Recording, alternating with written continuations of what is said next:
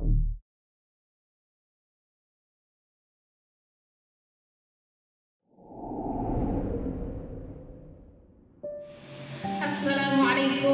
warahmatullahi wabarakatuh. Bismillah, alhamdulillahilladzi an'ama alaina bi ni'matil iman wal islam. Wassalatu wassalamu ala sayyidina Muhammadin khairul anam wa ala alihi wa sahbihi ajma'in. Amma ba'du. Sahabat ngalim rahimakumullah, selamat menjalankan ibadah Ramadan tahun 1442 Hijriah. Semoga dengan Ramadan yang penuh berkah ini kita dapat meningkatkan berbagai amalan ibadah kita. Kita dapat meningkatkan ketakwaan kita. Kita dapat meningkatkan kualitas keimanan kita yang muaranya semuanya pada Allah Subhanahu wa taala. Dan tentunya kita semua diberikan kesehatan lahir dan batin. Amin Allahumma amin. Sahabat ngalim rahimakumullah, segala ketetapan yang telah Allah berikan kepada manusia berupa fitrah kehidupan, yang antara lain adalah fitrah fisik, fitrah akal, fitrah ruh, hendaklah kita syukuri dan kita nikmati fitrah tersebut dengan hati yang lapang, karena kita yakin, kita semua yakin bahwa ketetapan Allah pasti ada banyak hikmah yang terkandung di dalamnya.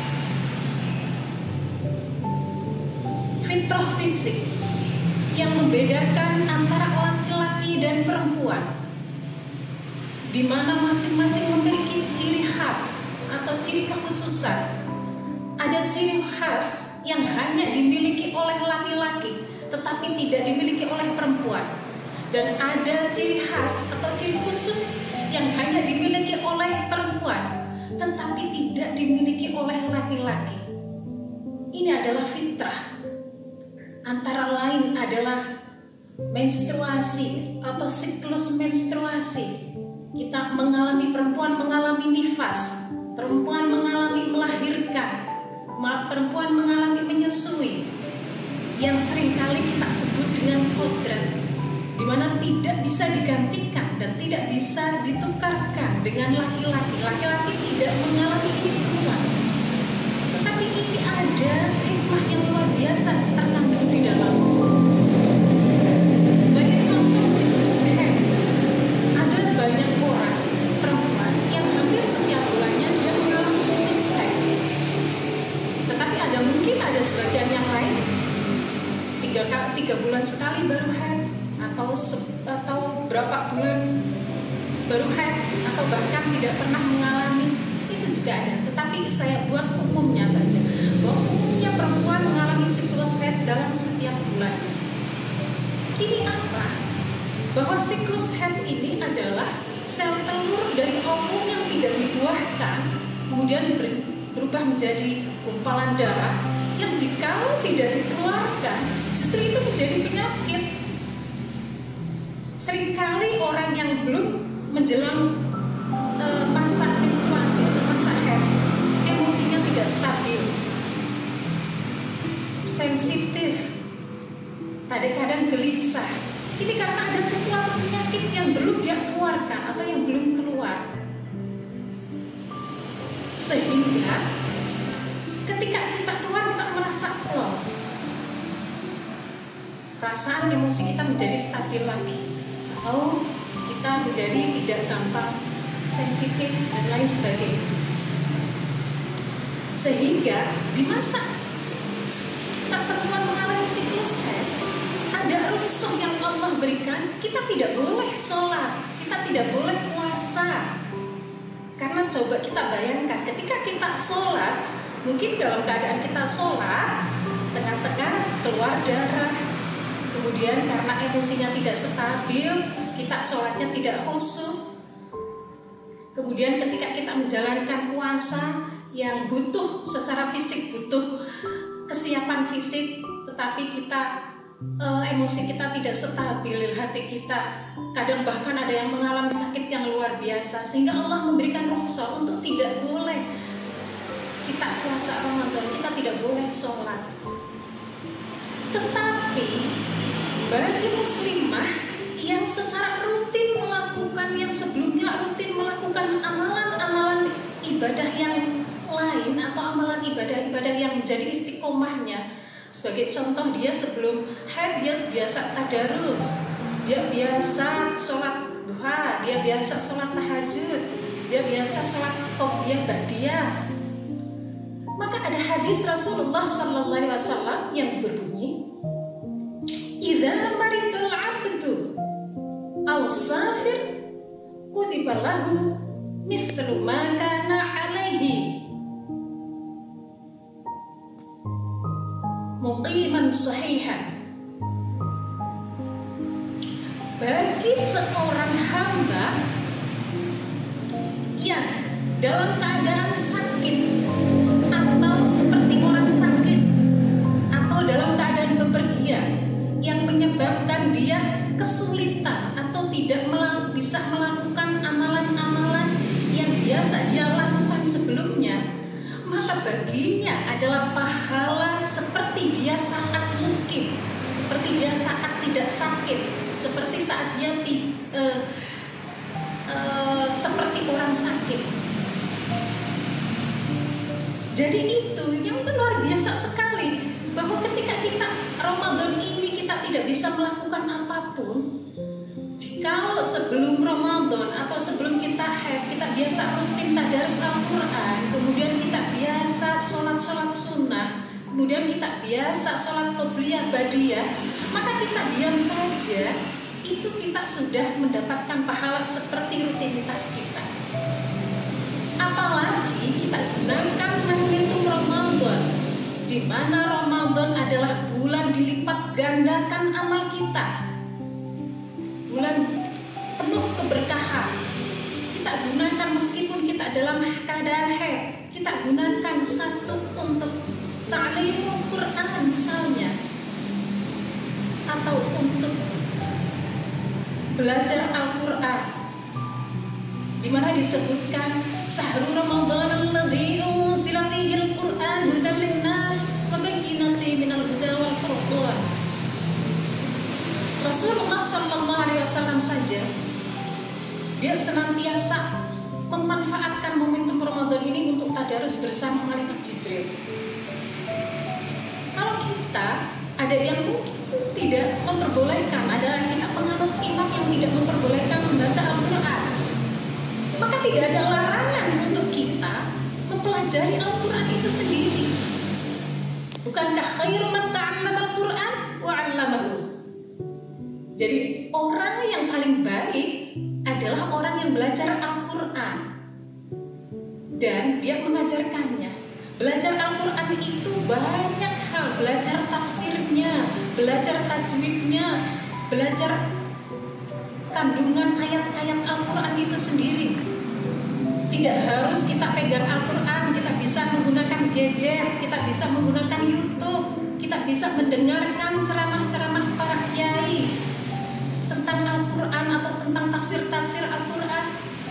Maka sesungguhnya kita akan mendapatkan pahala yang sama dengan kita membaca Al-Quran itu sendiri. Itu satu amalan-amalan yang bisa kita lakukan. Belum lagi ketika kita harus mengqadha di bulan yang lain, kita tidak puasa hari ini kemudian kita mengqadha dalam 11 bulan ke depannya. Itu sama juga, meskipun di luar bulan Ramadan, itu qadha kita adalah pahalanya seperti pahala Ramadan. Begitu banyak pahala yang bisa kita rangkum. Kemudian yang lainnya apa? Yang kedua adalah dengan zikrullah, istighfar, astaghfirullahaladzim, astaghfirullahaladzim, astaghfirullahaladzim, atau dengan zikir-zikir yang lainnya. Hati kita, mulut kita, bibir kita basahi dengan kalimat-kalimat Allah, Allah, Allah, Allah, Allah. kita menyiapkan masakan untuk berbuka untuk keluarga kita. Kita bisa menyiapkan masakan untuk takjil sedekah di musola-musola.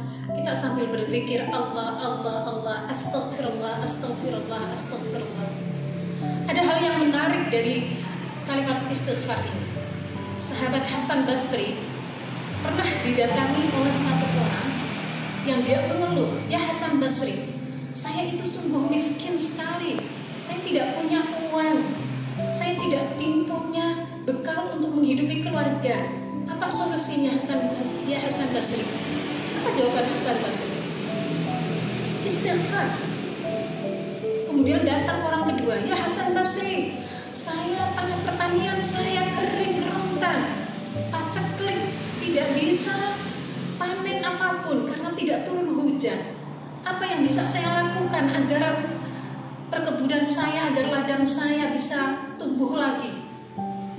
Istighfar.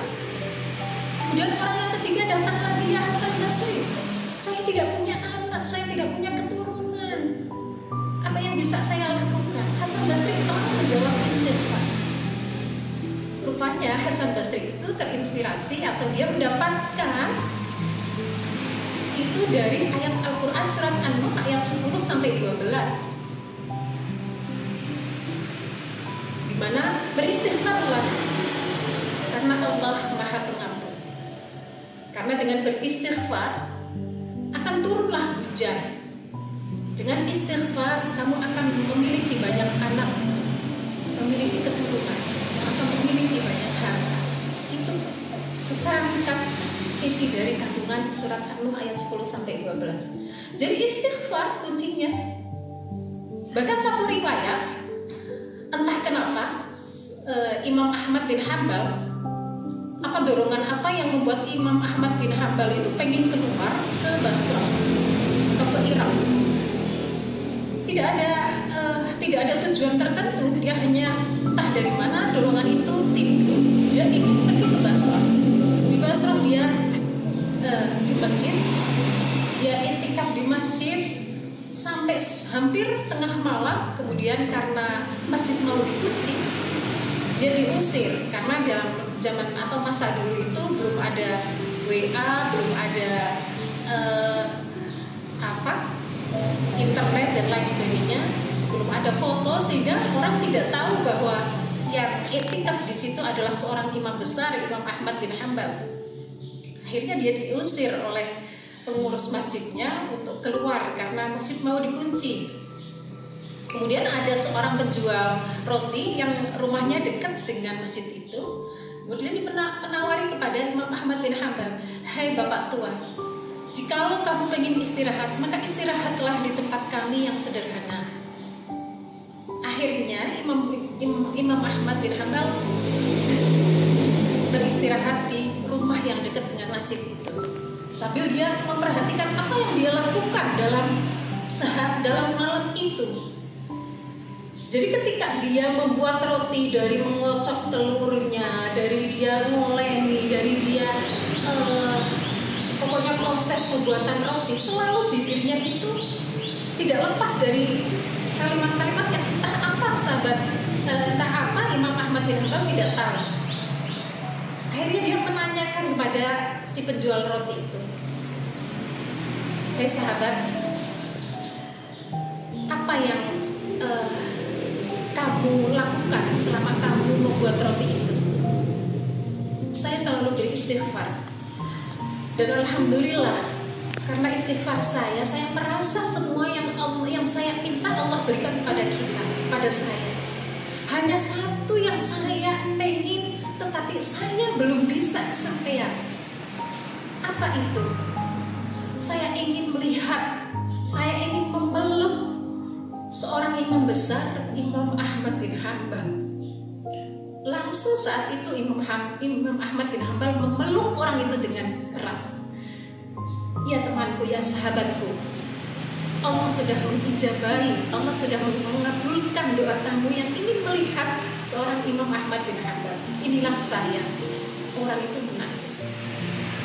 Jadi luar biasa istighfar itu. Maka gunakanlah waktu haid kita, menstruasi kita yang tidak bisa kita lakukan amalan-amalan wajib atau amalan-amalan sunnah, sholat dan puasa, kita gunakan dengan zikrullah, istighfar, bisa la haula wala quwwata illa billahil aliyyil azim, Allah Allah Allah, itu juga bisa. Kemudian yang lainnya lagi apa? Yaitu dengan berdoa. Amalan lain, amalan yang ketiga adalah berdoa. Jangan dikira doa itu ego kita karena kita selalu meminta kepada Allah. Bukan. Doa itu juga adalah ibadah, karena dalam doa itu adalah komunikasi kita dengan Tuhan. Tidak ada orang larangan, tidak ada larangan bagi orang yang haid itu berdoa minta apapun kepada Allah, karena itu bentuk komunikasi vertikal kita dengan Allah. Dan di banyak lagi kita siapkan, kita sedekah, kita buat makanan, karena kita mumpung tidak puasa kita bisa membuat makanan, kita bisa bebas mencicipi makanan. Kemudian kita berikan sedekahnya di masjid-masjid untuk takjil orang. Jadi sahabat semuanya, tidak perlu Anda merasa pesimis bahwa karena perempuan memiliki masa atau siklus menstruasi sehingga tidak bisa meraih amalan-amalan yang luar biasa di bulan Ramadan. Yang terpenting adalah tadi bahwa ketika kita istiqomah, ketika kita rutin melakukan amalan-amalan ibadah, maka ketika kita menstruasi atau kita mengalami siklus haid, itu adalah amalan itu juga sama kita memperoleh pahalanya. Kemudian belum lagi kita melakukan zikir-zikir yang lain. Saya kira itu yang bisa saya sampaikan, kurang lebihnya mohon maaf, dan akhirul kalam, assalamualaikum warahmatullahi wabarakatuh.